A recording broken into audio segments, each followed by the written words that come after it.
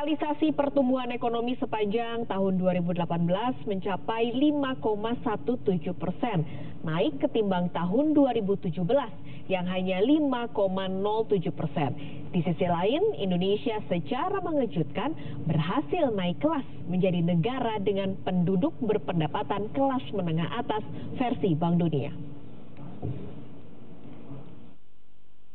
Sepanjang tahun 2018, Indonesia kembali melanjutkan tren kenaikan pertumbuhan ekonomi.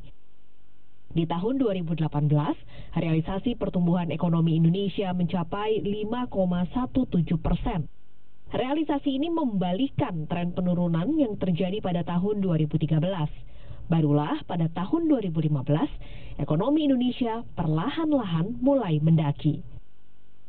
Meski naik, pertumbuhan ekonomi ini di bawah target APBN 2018. Ya, pertumbuhan ekonomi Indonesia tahun 2018 total year itu adalah 5,17%.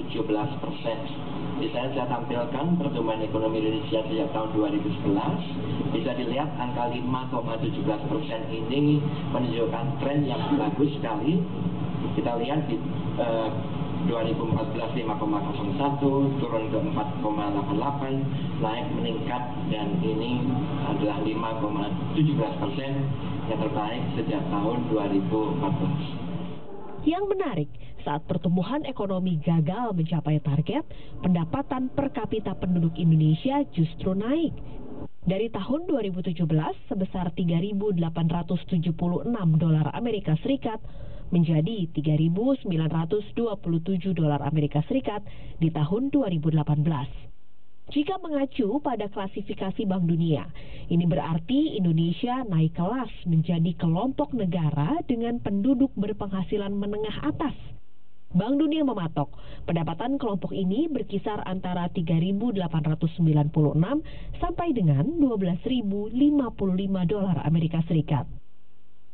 Konsumsi rumah tangga saya pikir ini ditopang juga oleh daya beli yang masih relatif baik ya. Inflasi juga sangat rendah.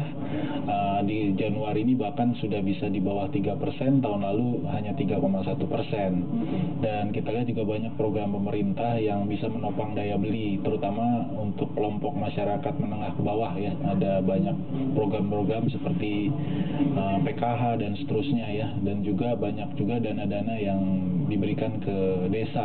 Ya, ini juga bisa menopang daya beli masyarakat sehingga pertumbuhan konsumsi masih bisa di atas 5%.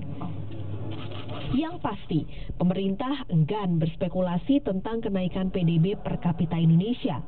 Konsumsi rumah tangga tetap diharapkan menjadi tulang punggung pertumbuhan ekonomi.